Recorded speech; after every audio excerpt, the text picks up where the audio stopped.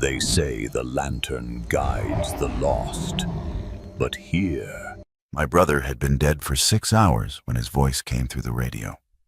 Not metaphorically, not a grief hallucination, not my mind stitching together static into something familiar. His voice, his cadence, his specific habit of pausing mid-sentence to reformulate a thought before finishing it. I was crouched in the back of a stripped pharmacy on Route 9 outside Brattleboro, Vermont, bleeding from a gash across my shin where I'd come through a window too fast. And the handheld radio I'd taken from a dead state trooper's belt crackled alive, and my brother Milo said, "Anyone receiving on this channel, be advised. Facility Orion is active and accepting verified civilians. Coordinates to follow. Repeating every 30 minutes. If you want to know whether that voice was a miracle or a trap, consider subscribing. And tell me in the comments where you're listening from tonight. I'm listening too." I'd watched Milo die. That needs to be established now because it's the fact that drove every decision I made for the next 4 days. 3 of us had been moving south from Montpelier since Tuesday. Me, Milo, and Joanna Marsh, who'd been Milo's girlfriend for 2 years and my closest friend for longer than that. We'd been in Milo's truck. He'd been driving. We'd hit a cluster of infected outside Williamsville where the road narrowed to a bridge over the Rock River, and one of them had come through the passenger window while we were stopped, and Milo had shoved Joanna out the driver's side door, and then the truck had gone off the bridge embankment with him, and the infected still inside. Joanna and I had watched the truck roll into shallow water 20 feet below. Nothing moved after it stopped. We waited 19 minutes. I know because Joanna counted every second aloud, her voice a flat metronome, before the infected began converging on the sound of the crash, and we had to run. 6 hours later, his voice on the radio. "That's not him," Joanna said. She was sitting against the pharmacy's back wall, legs drawn up, arms around her knees. Her face was clean because she'd used bottled water and a strip of gauze to wash it while I'd been wrapping my shin, and the cleanliness made her look younger and more exhausted than grime would have. "Darren, that's a recording." "I know it's a recording."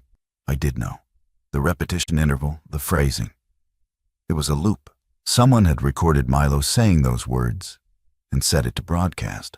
But the words themselves were present tense. Facility Orion is active. Not was, is.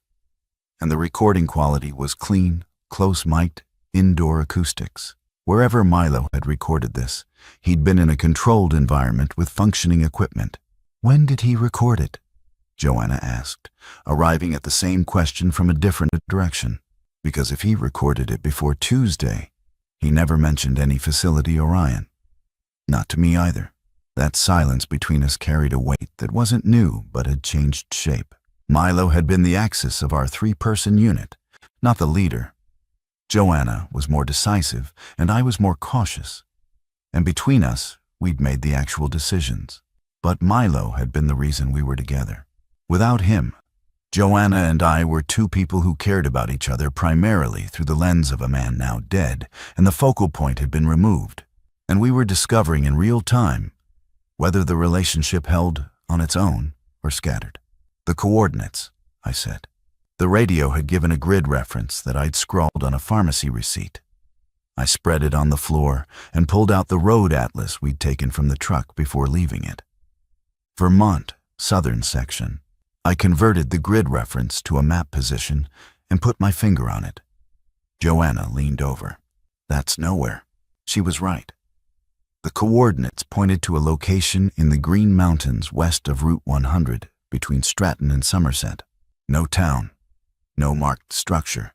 National forest land mostly, with logging roads threading through steep terrain. The kind of place where a building would be invisible from any public road and inaccessible to anyone who didn't know the specific access route. "It's a 14-mile drive," I said. "If the roads are clear." "Roads aren't clear. We just watched that."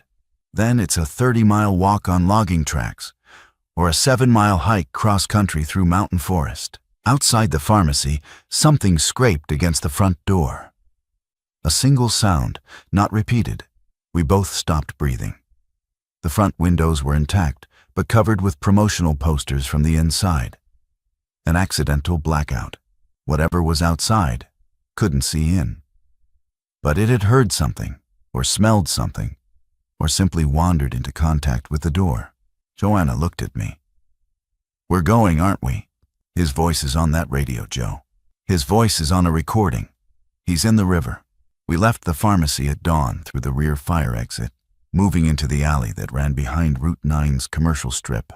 Brattleboro was quiet in a way that small towns shouldn't be quiet at 6 a.m.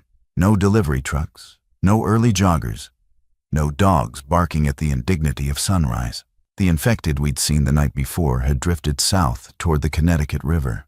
We could see 3 of them at the far end of Main Street, standing in the intersection in that particular stillness I'd learned to recognize. Not sleeping, not waiting, just idling. Like engines left running in an empty parking lot. Joanna moved well. She'd been a trail runner before all this, the kind who did 50-kilometer mountain races for what she called meditative suffering. And the skill set translated: quiet feet, efficient stride, constant scanning without the head swivel anxiety that burned energy and attracted attention. I was bigger, louder, and less disciplined in my movement. Milo used to say I walked like a man who'd never been told that floors can hear you. We cut west through a residential neighborhood, staying off the main roads, using backyard fences and tree lines as cover. The plan, Joanna's plan, delivered in crisp sentences while I'd bandaged my shin, was to reach the trailhead for the Somerset Reservoir area via secondary roads, then go cross-country from there. She estimated 2 days on foot if we moved carefully.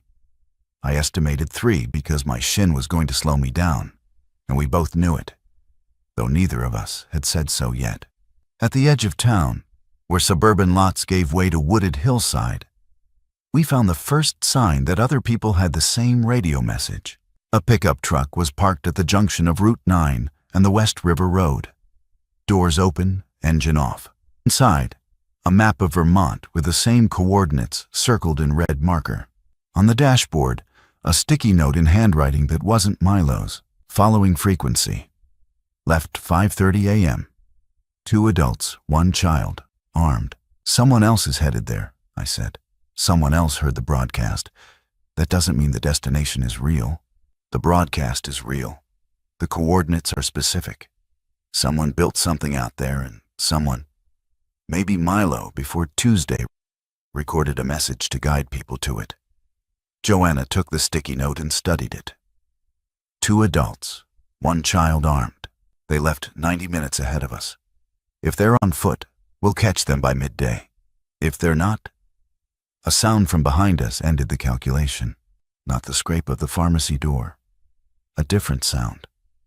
A vocalization, low, sustained, rising in pitch like a question asked by something that no longer understood questions. We turned.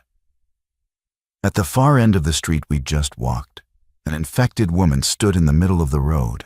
She was facing us. Distance, maybe 200 meters. She wasn't moving. She was producing the sound continuously, a single note that modulated without breaking. And as it rose, 2 more figures emerged from a yard to her left. "They triangulate on vocalization," Joanna said. "I read that in the FEMA brief before the network went at 1. One calls, the others orient. Move." We moved. West along the river road, fast but not running. Running triggered pursuit in a way that fast walking sometimes didn't, though the data on that was anecdotal and contradictory. Behind us, the vocalization continued, and I heard it answered from somewhere north. A different pitch, a different timbre, but the same sustained note. They were mapping us with sound. The river road followed the West River upstream through a valley that narrowed as it climbed. Trees closed in. The pavement deteriorated. After 2 miles, Joanna stopped at a trailhead marker. Somerset Trail, blazed in blue, ascending into mixed hardwood forest that still held most of its October foliage. The trail climbed steeply for the first mile.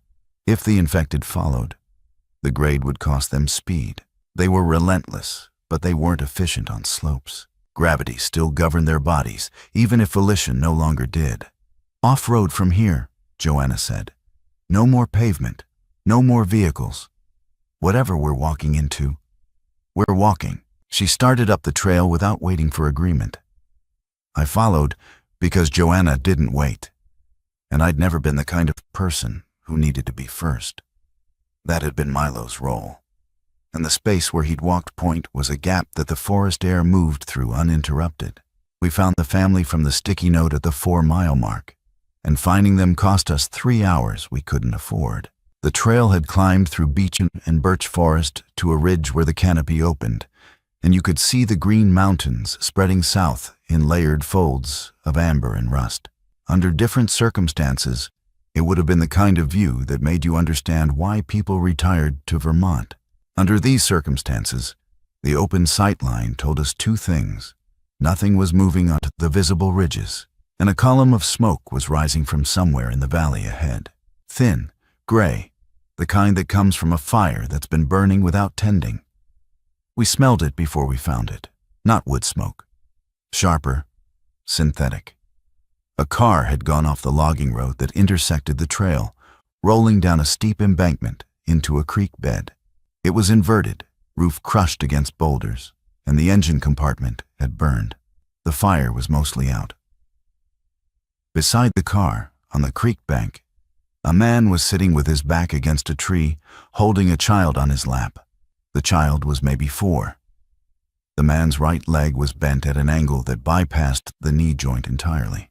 "Don't come closer," he said when he saw us. His voice was controlled, but the control was costing him. "I don't know if you're... I can't tell anymore. Just talk to me. Say something normal." "My name is Joanna. This is Darren. We're not infected. We heard the same radio broadcast you did." The man's face collapsed briefly, then reassembled. "Glenn Petrosky. This is my daughter, Alice." The child was awake but silent, staring at us with an attention that was too organized for a 4-year-old in shock. "My wife, Nora. She went to find the road, to flag someone down." He looked at the sky, calculating. 2 hours ago, maybe longer. I can't walk. The leg broke in the crash." "Where did she go?" I asked. "Up the embankment, back to the logging road. She said she'd follow it north until she hit the trail, then come back for us." Joanna and I looked at each other. We'd been on the trail. We hadn't seen anyone. The logging road ran parallel to the trail, but higher, separated by dense forest. Nora could have gone north, missed the trail junction, and kept walking into territory we hadn't scouted. Or she could have met something on the road that prevented her from coming back. "We can't carry him," Joanna said to me, stepping out of Glenn's earshot. "His leg needs stabilization we can't provide. If we splint it wrong, we cause a vascular injury. If we try to move him on rough terrain, the bone shifts and he bleeds internally. So we leave him." I didn't say that. "You're calculating it." "I'm calculating everything, Darren. That's what staying alive looks like." She was right, and I resented her for it in a way that was entirely unfair and entirely real. Joanna's clarity had been an asset when Milo was alive to soften it. Without him, her precision felt like a blade without a handle. It cut in every direction, including toward me. I went back to Glenn. "We're heading to the same coordinates you are. Facility Orion. Can you tell me anything about it?" Only what was on the radio. The voice. The man on the recording. He sounded like he knew what he was talking about. Calm, specific. I believed him. Glenn shifted his daughter on his lap. She still hadn't spoken. He said verified civilians. What does that mean? Verified how? I didn't answer because I didn't know. Milo's recording had used that word. Verified. And I'd skipped past it in the shock of hearing his voice. Now it sat in my mind, like a stone in a shoe. Verification implied a process, criteria, someone with the authority to accept or reject. A door that could be closed. "We'll find your wife," I said. "We'll send her back to you." "You don't know where she is." "North, on the logging road. It's a line, not a maze. If she's on it, we'll cross her path." Glenn looked at his daughter. Alice looked at me. Her eyes were dry and focused, and she said, the first words I heard from her, Mama went quiet. We found Nora Petrosky's jacket on the logging road 1.5 miles north of the crash site. Just the jacket. A red waterproof shell, draped over a fallen birch trunk beside the road. Arms arranged neatly along the log as though she'd laid it out to dry. Her wallet was in the pocket. Her phone, dead. A granola bar, half-eaten. She put it down deliberately, Joanna said. This isn't a struggle. She stopped here, took off her jacket, and left. Why would she leave her jacket? It's 40 degrees. I don't know. But there's no blood, no drag marks, no sign of infected contact. The logging road continued north, curving around the shoulder of the ridge. Tire tracks in the mud. Not from Glenn's car. These were heavier, wider, consistent with a truck or a large SUV. They were fresh. The morning's rain had softened the road surface, and these tracks had been pressed into the soft mud after the rain stopped. Someone had driven this road today. We followed the tracks for another half-mile. The road descended into a saddle between two ridges, crossed a culvert over a stream, and then ended. Not petered out. Ended. A steel gate blocked the road. Not a Forest Service bar gate, but a proper installation. 2 steel posts sunk in concrete. A swing gate with a magnetic lock, and a call box mounted on a steel pole. The gate was closed. Beyond it, the road continued into forest that was subtly different from the woods we'd been walking through. The trees were the same species, but spaced more evenly. The underbrush had been cleared. The road surface changed from packed dirt to gravel. Graded and maintained. The call box had a single button and a speaker grill. No camera that I could see, though the post had a mount where one might have been. Facility Orion, Joanna said. Maybe. This is the coordinate. I've been tracking our position against the map. This is exactly the spot. I pressed the button. Static. Then a tone. 3 ascending notes, like a doorbell designed by an engineer rather than an architect. Then nothing. We waited. I pressed again. Same tone. There's power, Joanna said. That tone is generated, not mechanical. Someone is running electricity to this gate. Someone was. Could be battery backup. Could be solar. She pointed past the gate. Through the evenly spaced trees, 50 meters down the gravel road, I could see a structure. Not a cabin. Not a bunker. Something between. Low profile, earth-toned, with a roof that was partially buried under a planted berm of grass and ferns. The walls were exposed concrete where they faced the road, windowless on this side, with a steel door centered in the facade. The door was closed. Then the call box spoke. State the number in your party and your point of origin. A woman's voice. Live, not recorded. Clear, professional, and carrying a specific authority that I recognized from years of calling institutional switchboards. The voice of a person who controlled access and knew it. 2, I said. From Montpelier via Brattleboro. Are either of you injured? I have a laceration on my left shin. She's uninjured. Are either of you symptomatic? Fever, involuntary movement, light sensitivity, vocalization changes? No. How did you receive the broadcast frequency? A handheld radio taken from a deceased state trooper. A pause. Please approach the gate. You'll see a marked line on the ground. Stand behind the line and wait. The magnetic lock clicked. The gate swung inward on a motorized hinge, smooth and silent. Beyond it, the gravel road led to the concrete structure.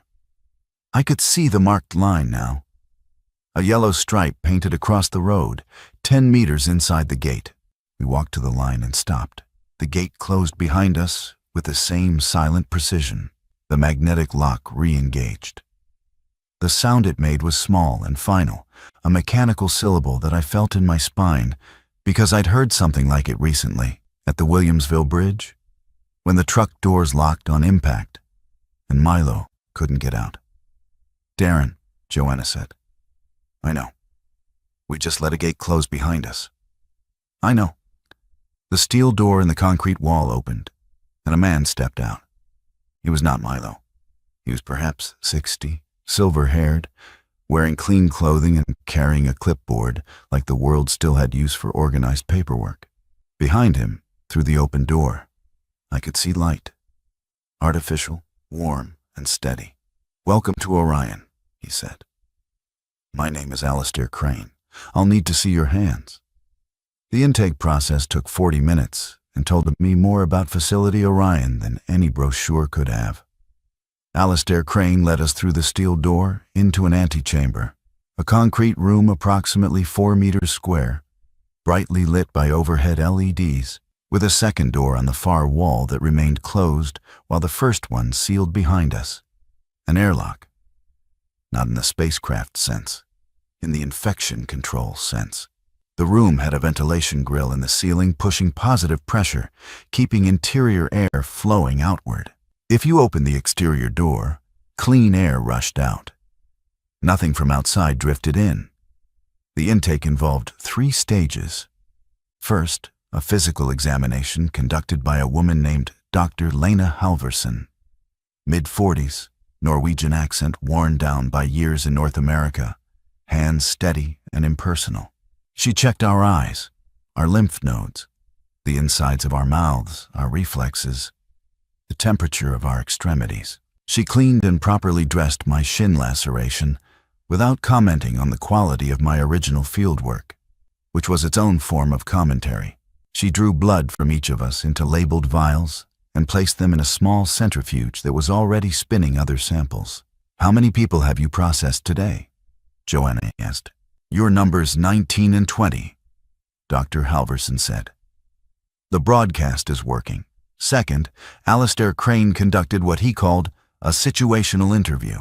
He sat across from us at a steel table in a room adjacent to the airlock and asked questions from his clipboard.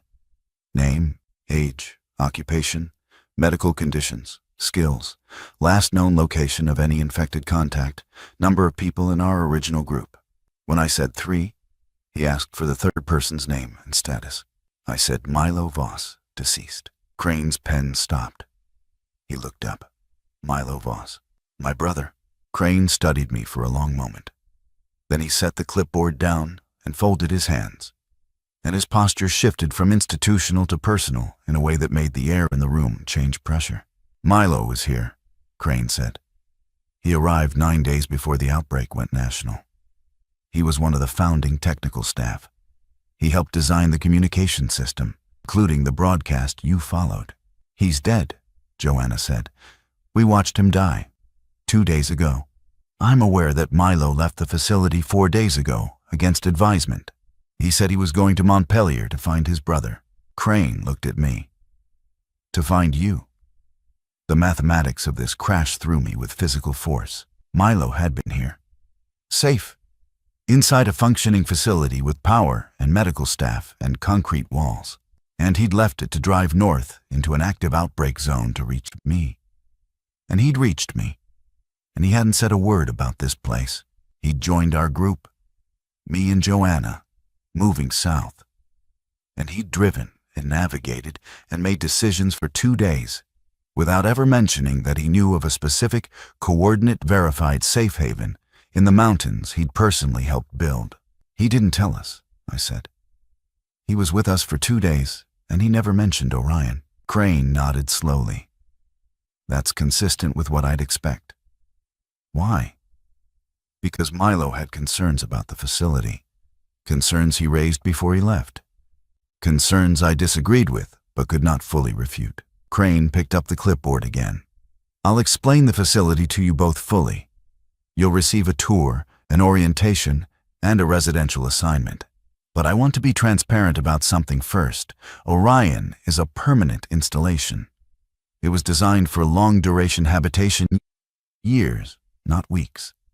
It has its own water supply, power generation, food production, and medical capability. It is, by any reasonable measure, the safest place within 300 miles. "What was Milo's concern?" Joanna asked. Crane stood. "Orion was designed before the outbreak, not in response to it. The outbreak validated its purpose, but the purpose preceded the crisis by a considerable margin. He moved to the inner door and placed his hand on a biometric panel. Milo's concern was that a facility designed to survive the end of the world might have been designed by someone who wanted the world to end. The inner door opened.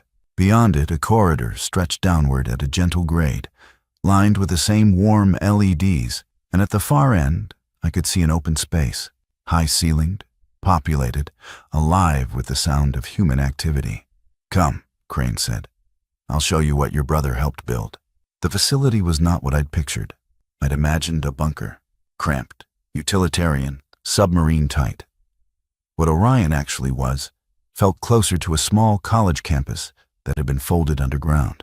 The main corridor descended 2 stories below the surface entrance and opened into a central atrium, roughly the size of a basketball court, ringed by 3 levels of balcony corridors that accessed residential quarters, workspaces, and common areas. The ceiling of the atrium was a light well, a shaft running up through the earth to a surface-level skylight disguised as part of the planted berm.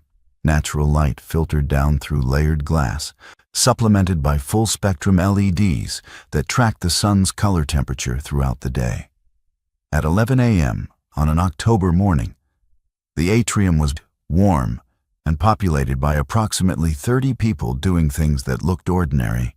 2 women sorting supplies on a long table, a man reading in a chair, a cluster of children, 4 of them, ranging from maybe 6 to 12, working on something at a low table with an adult who appeared to be teaching. "Current population is 53, including you 2, Crane said, leading us along the second-level balcony. "Designed capacity is 200. We have extensive room." The infrastructure was visible in a way that felt deliberate. Exposed but organized, like an architectural studio that wanted you to see the bones. Water pipes color-coded by function. Electrical conduit neatly bracketed to concrete walls. Air ducts with transparent sections showing the filter assemblies inside. Orion didn't hide its systems. It displayed them, the way a bodybuilder displays musculature. It wanted you to see how it worked. It wanted you to trust it. "Who built this?" Joanna asked. She'd been quiet since Crane's revelation about Milo, her silence not passive but pressurized, holding something back until she had enough information to deploy it. A private foundation called the Continuity Group, 12 individuals, pooled funding, shared conviction that systemic collapse was a question of when rather than whether. Construction took 6 years. I've been the facility director for the past 3. Crane stopped at a door marked with a number, 214, and opened it.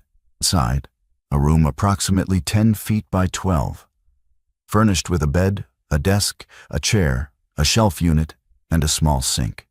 Clean, functional, eerily similar to a dormitory room or a minimum security cell. "This is yours," he told Joanna. "Darren, you're in 216 next door. Settle in.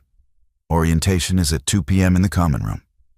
Joanna stepped inside, set down her pack, and turned to Crane. "You said Milo had concerns about the people who built this place. You said it was designed before the outbreak. Then you showed us a facility that's fully stocked, fully staffed, and accepting strangers from a radio broadcast. That's not a bunker for 12 paranoid millionaires. That's an institution. Institutions have agendas." Crane received this without defensiveness. The Continuity Group's agenda was survival of a community through a collapse event. That's the agenda I was hired to execute, and it's the agenda I'm currently executing. Milo's concern was more specific. He believed that certain members of the founding group had advanced knowledge of the outbreak's timing. Not just the theoretical possibility, but the actual timeline. Did they? 2 of the 12 founders are epidemiologists. One is a former Defense Department biosecurity analyst. Their models predicted a zoonotic spillover event within a 5-year window. The window opened 18 months ago. Whether that constitutes advanced knowledge or accurate forecasting depends on your tolerance for coincidence. Crane left. Joanna and I stood in the corridor between our rooms, and the facility hummed around us with the sound of recirculated air and distant conversation. And for the first time in 6 days, I was not scanning my environment for movement. The absence of vigilance was disorienting.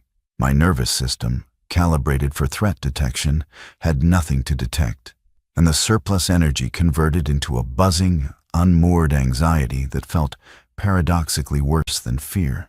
"He left to come get you," Joanna said quietly. "He was safe. He was inside. And he left. He didn't tell us where he was taking us.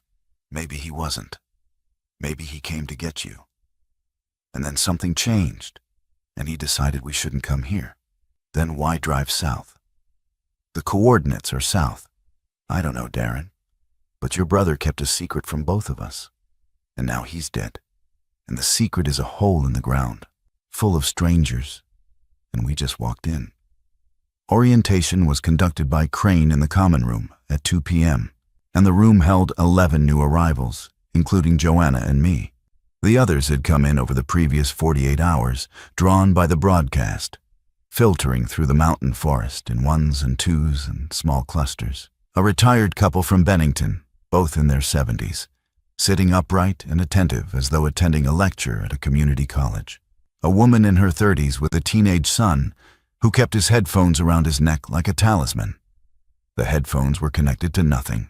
A man roughly my age, alone, who gave his name as Wade Prescott and sat in the back row with his arms crossed and his eyes moving across every face in the room with an attention that wasn't curiosity. It was inventory. Crane presented Orion's operational structure on a whiteboard with the unhurried confidence of someone who'd rehearsed this material long before he ever had to deliver it. The facility had 4 pillars: shelter, sustenance, medical, and governance. Shelter was the physical plant, designed for a 20-year operational lifespan with maintenance, indefinite if major systems held. Sustenance came from a hydroponic growing operation on the lowest level, supplemented by 2 years of stored dry goods and a water system fed by a deep well tapping the mountain's aquifer. Medical was Dr. Halverson, and a dispensary stocked with enough pharmaceuticals and equipment to operate as a field hospital. Governance was Crane. That last point drew a reaction. Not verbal, physical. A shifting in chairs, an exchange of glances between the Bennington couple, a slight forward lean from Wade Prescott that I read as the prelude to a challenge. "The facility operates under a charter drafted by the Continuity Group," Crane said. "The charter designates a director with operational authority for the first 2 years of activation, after which governance transitions to an elected council. We're in week 2. I have the authority, and I intend to use it wisely. But I won't pretend it's democratic. Democracy requires stability. We don't have stability yet. We have 53 people, an active threat environment, and a broadcast that's drawing more arrivals every day. The priority is integration and function, not representation." "Who decides when we have stability?" Prescott asked. His voice was calm but loaded. "I do, for now. And if someone disagrees with that assessment, they're free to leave. The gate opens from the inside. Orion is not a prison. It's an offer. This distinction, Orion as offer rather than obligation, was the first of several framings Crane deployed that afternoon that sounded reasonable and became less reasonable the longer they sat in my mind. A gate that opens from the inside isn't a prison, technically. But when the outside contains an active outbreak and the nearest alternative shelter is a crashed car with an injured man and a silent child, the freedom to leave is theoretical at best. After orientation, I found the communications room. Crane had mentioned it as part of the facility tour, a dedicated space on the second sublevel housing the radio equipment, antenna feeds, and the automated broadcast system. The room was locked. A keypad on the door required a code.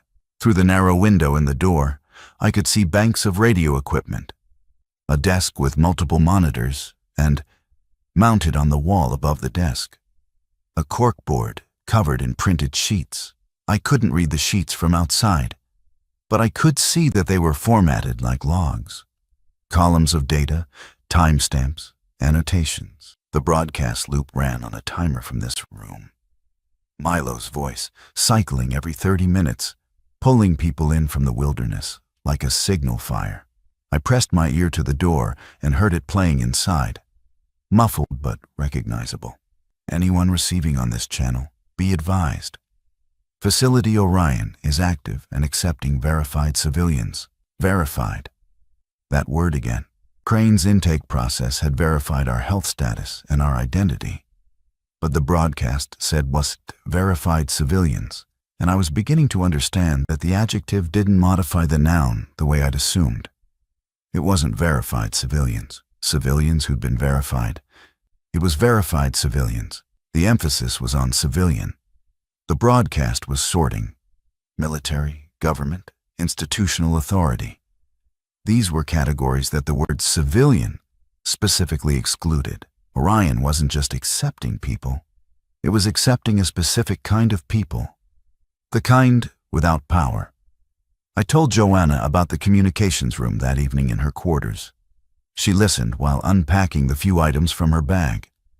A change of clothes, a water bottle, the folding knife Milo had given her for their first anniversary, which she placed on the desk with an intentionality that transformed a utilitarian object into a memorial. Verified civilians, she repeated. So they're screening out anyone with institutional authority, or anyone who might challenge Crane's operational control during the charter period. Military personnel have chain of command instincts. Government officials have jurisdictional claims. Orion doesn't want competition. That's not unreasonable. A survival facility run by committee during an active crisis would be chaos, maybe. But Milo left. He was inside the machine and he left. And the reason Crane gave was that Milo had concerns about the founder's foreknowledge. What if the concerns were about more than timing? What if Milo saw something in that communications room that changed his assessment?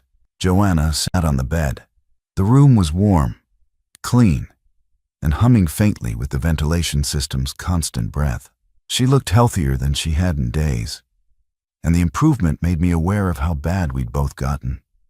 How quickly the body begins consuming itself when rest and safety are removed, and how quickly it begins to recover when they're restored.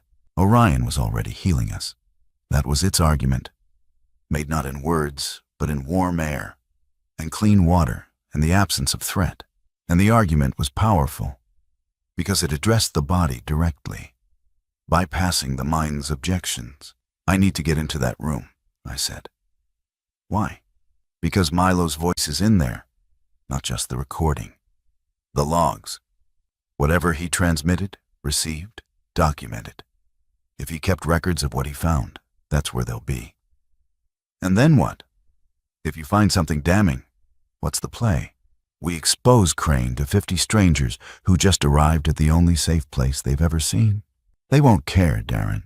They'll choose the warm room and the hydroponic lettuce over your brother's conspiracy theory every single time. It's not a conspiracy theory. It's Milo. Milo is dead. She said it without cruelty. She said it with the precision of a surgeon identifying the organ that needed removal.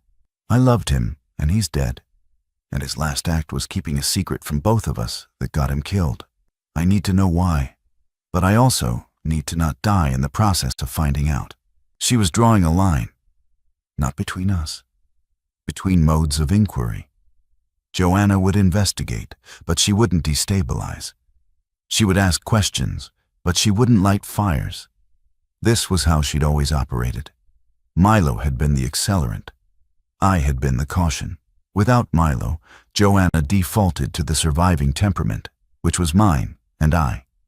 I was discovering that without my brother's boldness to counterbalance me, my caution had nowhere to go but toward the recklessness I'd always defined myself against. A knock at the door. Joanna opened it. Wade Prescott stood in the corridor, hands in his pockets, his expression carrying that same inventorying attention I'd noticed during orientation. I don't mean to intrude, he said, in a way that meant he absolutely intended to intrude. I heard you mention the communications room. I've been trying to access it since yesterday. Crane told me it's restricted to essential personnel. And you're not essential personnel, Joanna said. I'm a network engineer. I spent 15 years building communications infrastructure for emergency management agencies. If anyone in this facility is essential to that room, it's me. But Crane doesn't want technical competence in there. He wants controlled narrative. I studied Prescott. He was angular, precise in his movements. The kind of man who shook hands too firmly and maintained eye contact past the point of comfort. But his claim was specific and checkable, and the frustration in his voice had the grain of authenticity. Not performed outrage, but professional insult. "What do you think is in the room?" I asked. "I think the broadcast isn't just going out," Prescott said. "I think it's bringing information back. And I think the logs in that room show where every respondent is coming from, how many are in each group, and what they're carrying. I think Orion isn't a shelter. It's a net." He looked between us. "And I think you already suspect that, or you wouldn't be whispering about it with the door open." 3 days inside Orion, and the population reached 71. They came in clusters now. A group of 8 from Wilmington, a family of 5 from Newfane, a pair of young men from a hiking trip gone catastrophically sideways who arrived at the gate barefoot and hypothermic. Dr. Halverson processed each one through the same intake protocol. Crane conducted interviews. Rooms filled. The hydroponic level began a second planting cycle. The common room developed the specific social physics of a refugee space. Territorial seating. Voluntary segregation by arrival cohort. The careful courtesy of people who recognized that irritation in close quarters could become conflict with lethal speed. Joanna integrated. She volunteered for the food distribution rotation, and within 2 days had become the person others sought for logistical questions, scheduling conflicts, minor disputes over resource allocation. She didn't lead. She facilitated, which was more effective and less threatening. People trusted her because she listened without agenda, and they didn't know that behind the listening was a systematic campaign to understand Orion's operational structure from the inside. She reported to me each evening. The facility had 3 levels: residential and common areas on the first sublevel, operations and medical on the second, and the growing facility and mechanical plant on the third. Access between levels was controlled by key cards issued by Crane. Residential cards accessed the first sublevel only. Operations cards accessed the first and second. Crane and Dr. Halverson carried master cards. No one else went to the third level without escort. "What's on the third level besides hydroponics?" I asked. "Serious storage." I talked to one of the original staff, a maintenance tech named Garza, who's been here since construction. He said the lowest level has a storage wing with a separate entrance, sealed by a blast door. He's never been inside. He said only the founders had access. A sealed wing inside a sealed facility, nested containment. Whatever's in there, Crane doesn't want 71 civilians stumbling into it. Prescott, meanwhile, had been conducting his own investigation with the subtlety of a fire alarm. He asked questions loudly and publicly. He challenged Crane during a community meeting about the communications room access policy, framing it as a transparency issue, using the vocabulary of democratic accountability in a way that made Crane's responses sound evasive regardless of their content. He was good at it. Too good. He was a man accustomed to boardrooms and adversarial dynamics, and he was treating Orion's governance like a proxy fight. The result was predictable. Crane didn't engage the argument. He engaged the man. 3 days after Prescott's public challenge, Crane announced a new operational role: external monitoring lead, responsible for managing the communications room under the director's supervision. He appointed Prescott. "He's buying me," Prescott told me in the corridor outside the communications room, where he was now authorized to spend 4 hours per day. "He's putting me inside the machine, so I become part of the machine." "Is it working?" Prescott held up a key card. "Operations level, second sublevel access." His expression was complicated. "I've been inside the room for 6 hours total. The equipment is military grade. The broadcast system is automated, but the reception system is live. Every response to the broadcast is logged. Origin bearing, signal strength, estimated distance, voice content if any. Crane has triangulation data on every group that's responded. He knows where they are, how many they are, and roughly what resources they carry. The logs go back 3 weeks. Before the national outbreak. Before? The broadcast has been running for 3 weeks. The outbreak went national 9 days ago. Do the math. The math was stark. Orion had been calling people before there was a crisis to flee from. The broadcast had begun as a beacon in calm air, attracting attention from anyone scanning radio frequencies. Hobbyists, emergency preparedness enthusiasts, curious minds. Then the outbreak validated the message, and the trickle became a flood. Milo arrived 9 days before the national outbreak, I said.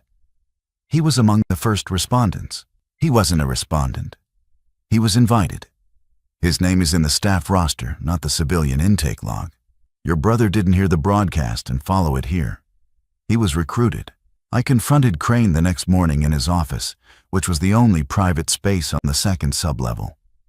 A room that he'd furnished not with institutional austerity, but with personal items that suggested a man who'd moved in permanently long before the outbreak justified it. Books on shelving that was anchored to the wall with real hardware, not balanced on a desk. A framed photograph of a woman and 2 teenage boys that he hadn't placed face down.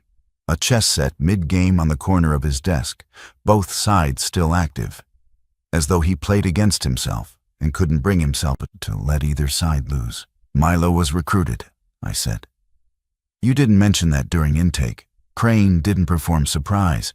He set down the report he was reading and gave me his full attention, which was a maneuver in itself.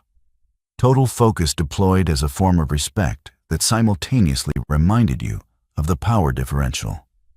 He could afford to focus because he controlled the context. Milo was identified through his published work on mesh communication networks. He'd written a series of papers on decentralized radio systems for disaster zone coordination. The continuity group needed someone to design a broadcast architecture that could function without internet or cellular infrastructure. Milo was the obvious candidate. You recruited my brother into a doomsday compound. I recruited a talented engineer into a facility designed to preserve human life through a collapse event that subsequently occurred. The framing you choose depends on whether you believe the event validates the preparation. The broadcast started 3 weeks before the national outbreak. The broadcast started when the facility became operational. The timing was driven by construction completion, not outbreak prediction. Crane leaned forward. I understand your suspicion. I'd feel the same in your position. But I need you to consider the possibility that Orion is exactly what it appears, an imperfect response to a real catastrophe, built by people who saw the catastrophe coming and chose to act rather than wait. Then what's on the 3rd level, behind the blast door? The first crack in Crane's composure. Not dramatic. A micro-expression, a tightening of the muscles around his eyes that lasted less than a second. But I'd spent 9 days in an active outbreak reading faces for signs of infection, and the skill transferred. He was controlling a reaction. The sealed wing contains the founder's private reserves, personal supplies, documents, irreplaceable items. It was part of the original charter. Each founding member was guaranteed a private storage allocation in exchange for their financial contribution. I've never opened it because the access requires biometric authorization from a minimum of 3 founders, and currently only 1 founder is in the facility. Which one? Me. The admission realigned everything. Crane wasn't a hired director. He was a founder, one of the 12. He'd presented himself as an employee executing someone else's vision. But he was an architect of the vision itself, and the distinction mattered because it meant his authority wasn't delegated. It was inherent. He hadn't been given the keys. He'd built the locks. Milo knew, I said. Milo discovered my founder's status during his work on the communication system. The broadcast logs contain metadata that identifies the system's originating authorization. My biometric signature is on the root access. Yes, he knew. And yes, that knowledge contributed to his decision to leave. He left because he realized the person running this place was also the person who designed the trap. Crane stood. He was taller than I'd registered. and in the small office the physical fact of his height became a variable in the conversation. Orion is not a trap. It is a lifeboat. Lifeboats have captains have authority. The alternative is drowning collectively while debating who gets to steer. Lifeboats go somewhere, Joanna said from the doorway. I hadn't heard her arrive. She'd been listening, and the duration of her listening was visible in the settled quality of her expression, not reacting.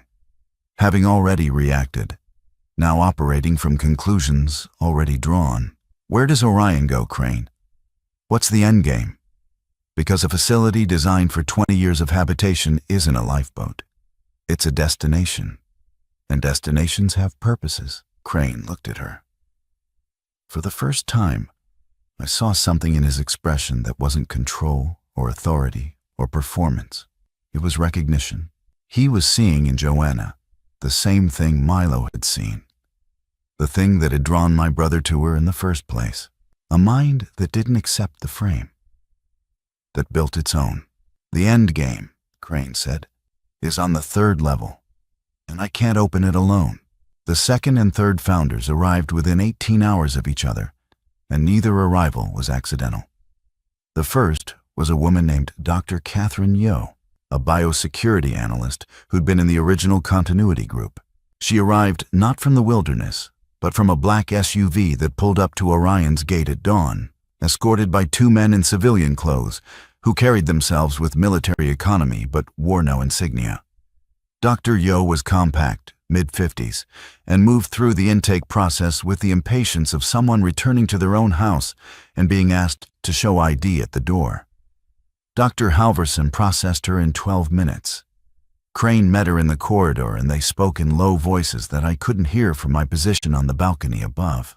But their body language was legible. Two people resuming an argument that predated the crisis. The third founder arrived that evening. His name was Martin Sable. He came on foot, alone, from the south. And he was in worse condition than anyone who'd passed through Orion's gate. Dehydrated, hypothermic, with a bandaged wound on his left hand that Dr. Halverson examined with an expression I could read from across the medical bay.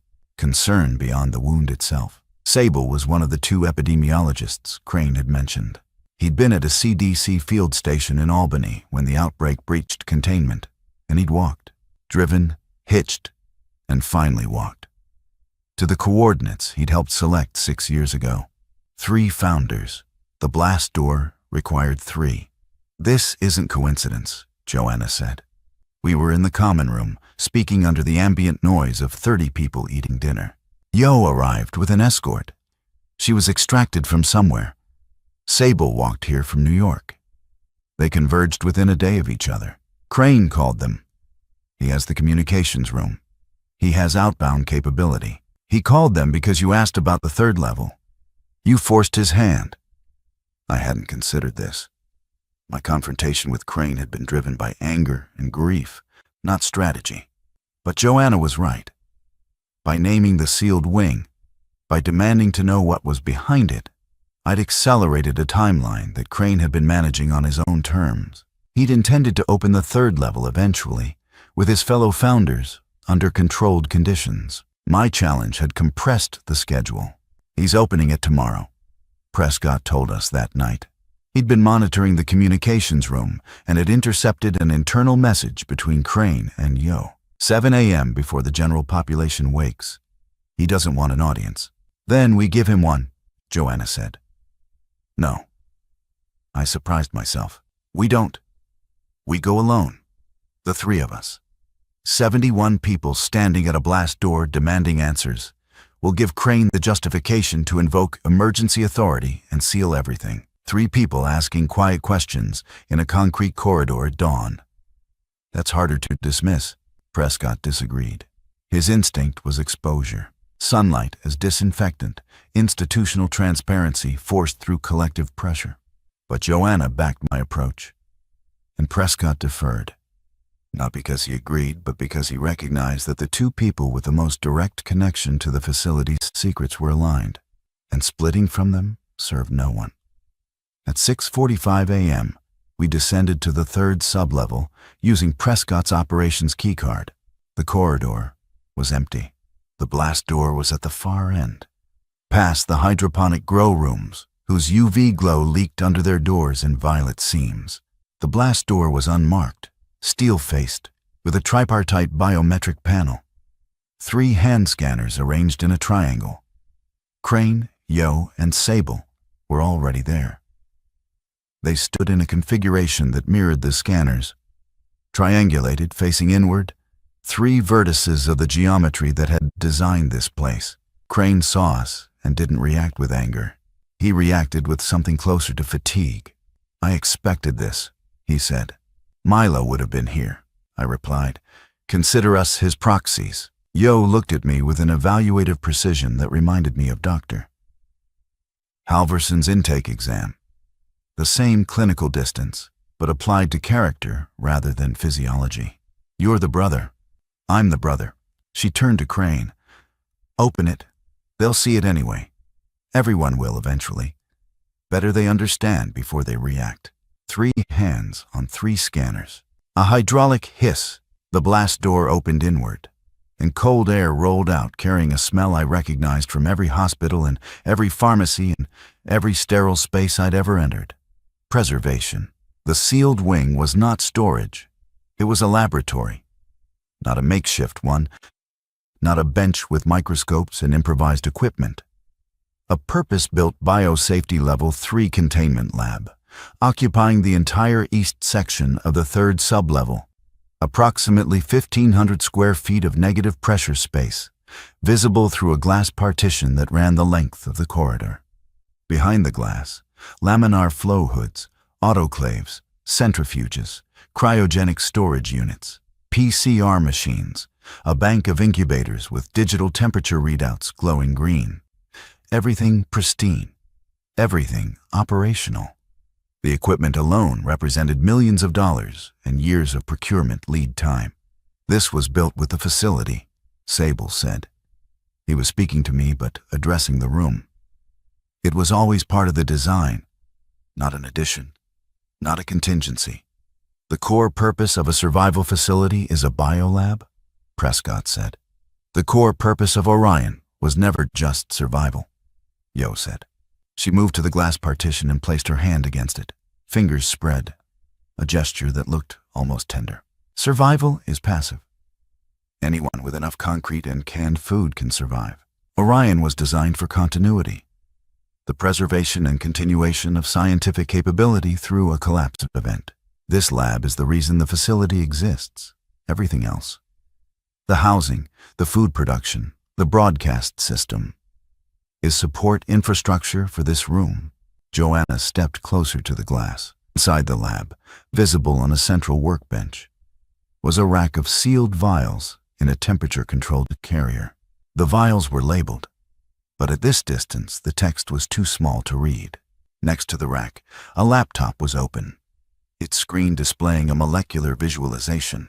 A protein structure, rendered in the ribbons and sticks format I recognized from Milo's occasional enthusiastic explanations of things I'd never fully understood. "Milo worked in here," I said. It wasn't a question. The laptop was positioned at the angle my brother always used, tilted slightly left, because his right eye was dominant, and the tilt reduced glare. "Milo was not just a communications engineer," Crane said. "He had a background in computational biology before he shifted to network design. We recruited him for both skill sets. The broadcast system was his official role. This lab was his actual work." "What work?" Sable answered. "When the outbreak began. Not the national event, the initial cluster 18 months ago. We obtained samples through contacts at the CDC, early-stage samples, before the pathogen mutated into its current transmissible form.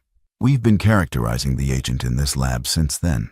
Milo's computational work focused on modeling the protein interactions that enable the pathogen to cross the blood-brain barrier.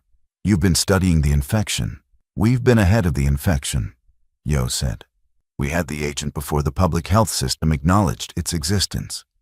We've completed work that no external lab has had the time or the containment capability to perform. We have a characterization of the mechanism. We have potential intervention targets. We have, she paused, choosing her next word with visible care. Candidates. Vaccine candidates, Joanna said. Therapeutic candidates. Not a vaccine. A treatment for the neurological effects in early-stage infection. Before full conversion. The window is approximately 72 hours from exposure to irreversible neural degradation. The room. The corridor. The glass. The three founders. The cold air. Contracted around this information. I felt Joanna beside me process it in real time, her breathing shifting, her weight moving forward onto the balls of her feet. The physical manifestation of a mind accelerating. You have a treatment, she said. You've had it. While 71 people upstairs eat hydroponic lettuce and believe they're in a bunker, you have a potential treatment for the thing that's killing the world. And it's behind glass in a locked wing that requires 3 biometric keys to open. A potential treatment, Sable corrected, untested in human subjects, characterized in vitro and in the computational models Milo built before he left. We don't know if it works. We believe it could work. The distance between those two statements is the distance this lab was built to cross. Milo left because of this, I said. Not because of the foreknowledge, not because of Crane's authority. Because you had something that could help people, and you were keeping it sealed underground while the outbreak went national. Crane met my eyes. Milo left because he wanted to test it, and we told him no. The argument that followed wasn't between me and Crane. It was between Yo and Sable, and it was an argument so old and so deep that the three of us, Joanna, Prescott, and I, became spectators to a fracture that predated our arrival by months. Yo's position was containment. The therapeutic candidate existed as 12 vials in a cryogenic carrier, synthesized from limited precursor materials that could not be replenished from Orion's supplies. If the treatment worked, those 12 vials represented the only effective doses on Earth. Testing them, burning even one on an uncertain human trial, reduced the total stockpile by an irreplaceable fraction. The correct protocol was to preserve the vials, continue computational refinement, and wait for contact with an external institution that had the manufacturing capability to produce the treatment at scale. We are the seed bank, Yo said. You don't eat the seeds. You wait for soil. Sable's position was deployment.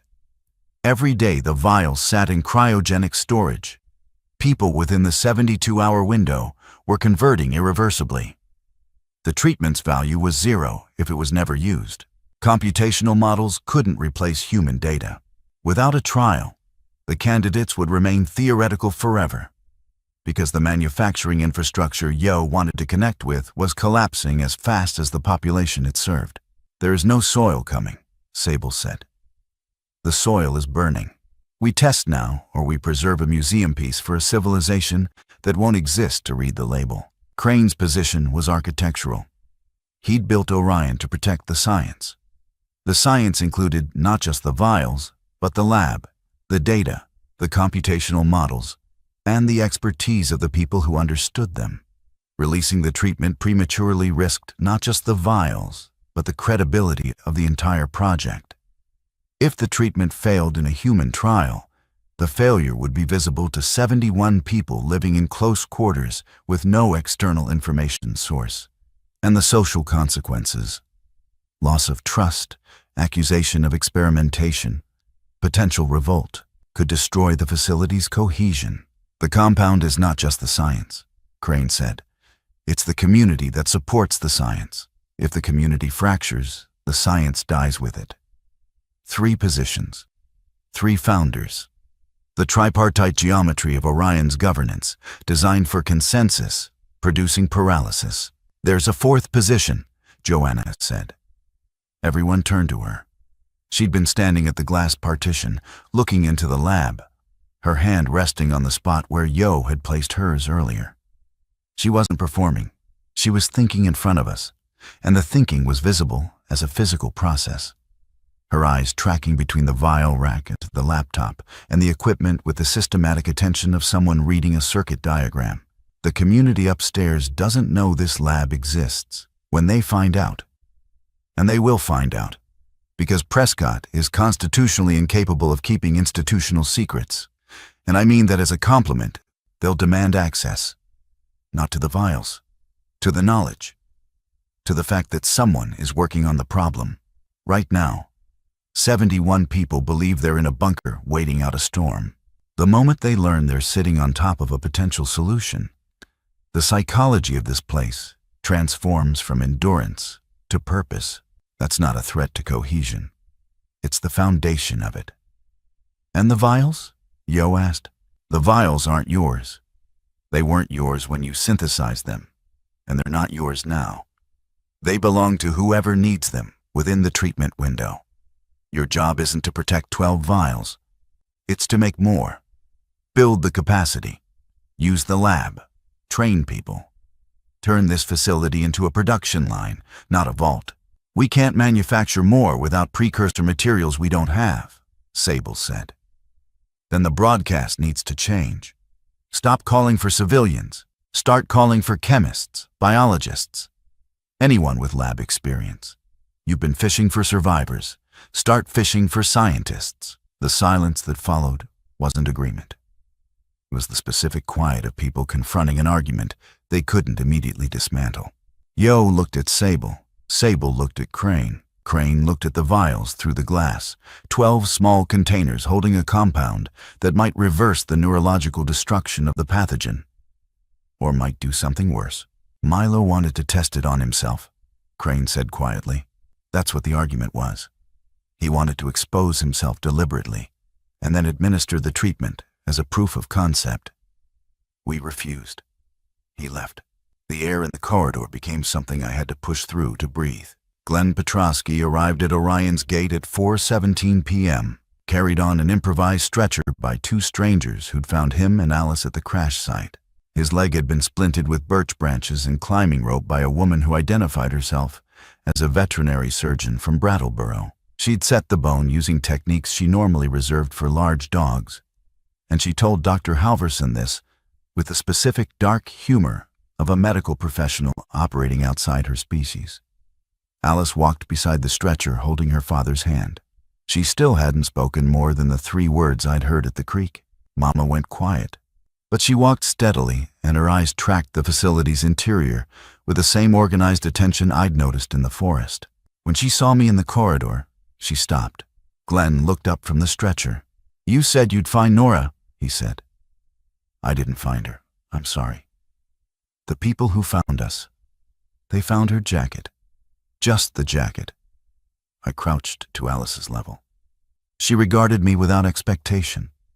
A child who'd already adjusted her model of the world to account for the fact that adults made promises they couldn't keep, and mothers went quiet. And the only reliable constant was the hand she was holding. "I'm going to go look for her," I said. To Alice, not to Glenn, because the promise had to go where it would be held most accountable. Joanna found me in my room 30 minutes later, packing the bag I'd unpacked 3 days ago. She sat on the desk chair and watched me work without speaking until I zipped the bag closed. "You're not going to find Nora Petrosky," she said. "Probably not. You're going to the bridge. You're going to the truck in the river." I stopped. She'd seen it. Not my stated mission, but my actual one. Milo had wanted to test the treatment on himself. He'd wanted to expose himself and then administer the candidate compound to see if it reversed the neurological effects within the 72-hour window. Crane had refused. Milo had left, driven north to find me, and died on a bridge 60 miles from the lab that held the thing he'd been willing to risk his life to validate. But we hadn't confirmed the death. We'd watched the truck go off the bridge. We'd waited 19 minutes.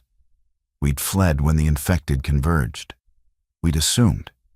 We hadn't confirmed. 72 hours from Tuesday's crash was Friday afternoon. It was now Friday at 5 p.m. The window, if there had ever been a window, was closing or closed. The compound was untested. The distance was 60 miles through active outbreak territory. The premise was irrational, built on grief and hope, and the particular madness of a younger brother who'd spent his whole life following where the older one led. "I need 2 vials," I said. "One for Milo, if there's anything left to treat. One for anyone I find on the way who's in the window. Sable will give them to you. He's been waiting for someone to ask." And Crane opened the gate from the inside an hour ago. Not the exterior gate. The blast door. He's given the community access to the lab level. He's implementing Joanna Marsh's plan, which is how he phrased it. Publicly. With my name. The man understands that authority survives by distributing credit. She stood and took the folding knife from her pocket, Milo's knife, and held it out to me. "I'm staying. The broadcast rewrite needs someone who understands what Milo built, and Prescott and I can reverse engineer enough from the logs to restructure the signal. We're calling for scientists now. Chemists, biologists, pharmacologists. Anyone who can turn 12 vials into 1,200. I took the knife. Our hands touched on the exchange, and the contact carried 6 years of proximity. 2 years of Milo between us. 2 days of Milo's absence beside us. And whatever this next distance would add. "The gate opens from the inside," she said. "That's still true." "I know. Come back through it." I walked up through the 3 levels of Facility Orion, past the lab where Yo and Sable were already training volunteers on basic equipment protocols, past the common room where Glenn's daughter sat drawing at the children's table with the 4 other kids, past the airlock and through the steel door and out into October air that tasted like pine resin and distance. The gate opened. I stepped through. It closed behind me, and the magnetic lock engaged with a sound that this time didn't remind me of the truck on the bridge. It sounded like a heartbeat. Mechanical, regular, and still going. The logging road descended through trees that were dropping their leaves in slow, vertical surrenders, and the forest floor was orange and gold and silent. I carried 2 vials in a padded case against my chest, insulated by body heat, protected by the same ribs that protected everything else I couldn't afford to lose. Milo's knife was in my pocket. The radio was tuned to Orion's frequency. And as I walked, the broadcast changed. Not Milo's voice anymore. Joanna's. Clear, precise, carrying the specific authority of a person who understood that the message was no longer an invitation to hide, but a summons to work. Anyone receiving on this channel with medical, biological, or chemical expertise, Facility Orion is operational and requesting technical personnel. We have infrastructure. We have data. We have a candidate therapeutic. We need hands. The words followed me down the mountain, 60 miles to a bridge over a river where a truck might still hold a body, or might hold something worse, or might hold my brother in a window that was closing with every step I didn't take. I walked faster. The forest thinned. The road turned south. Somewhere ahead, the math was either still possible or already finished, and the only way to learn which was to cover the ground.